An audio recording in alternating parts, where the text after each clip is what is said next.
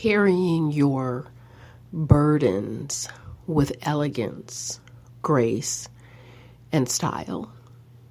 You know, when you first hear those words, they may not go together, but I hope after I share this little story, it will change your mind.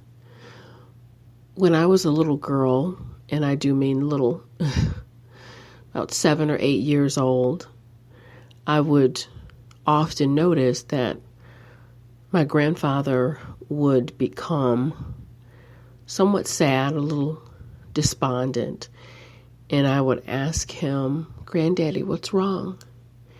And he would say, it's just something for me, just my stuff. And he would vanish for a little bit, 40 minutes or so, and he would come back refreshed, happy, well, ready to play with his grandchildren.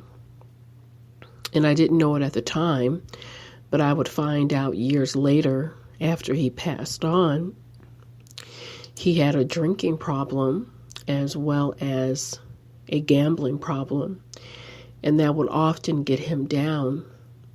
But he had a way to cope with it, an elegant way, a private way. I don't know what he was doing when he would leave and come back shortly, but I do know that he very rarely, if ever, made his problem our problem. And what I mean when I say carry your burden with grace and elegance is this. I'm not saying don't reach out for help. I'm not saying don't share where it is appropriate. What I'm saying is this. I feel that in life, there are things that are intensely private. It's what I call our own personal cachet. This is our issues, our trials, our tribulations, and we all go through them.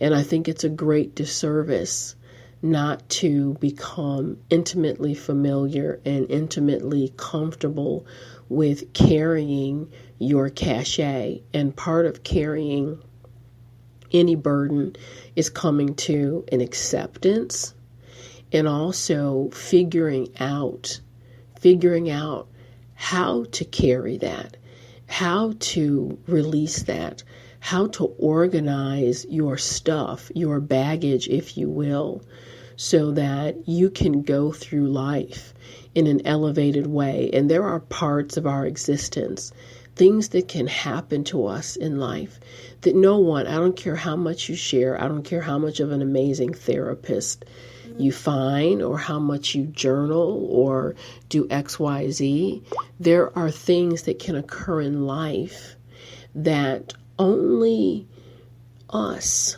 along with the hand of God, can really lift, resolve, and cure. And it is our responsibility. It is our responsibility to find that formula, to do that work so that we do not spill over into the lives of others, so that we can walk in grace and dignity. That work is different for us all. Some of us will find our healing and our solutions in books. Others will find that in a respite. Some will find it in an honest conversation. And some of us, it will be a combination of things.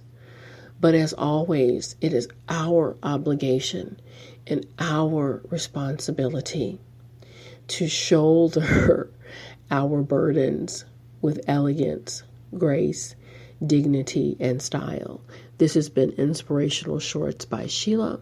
Thank you so much. I'll connect with you soon.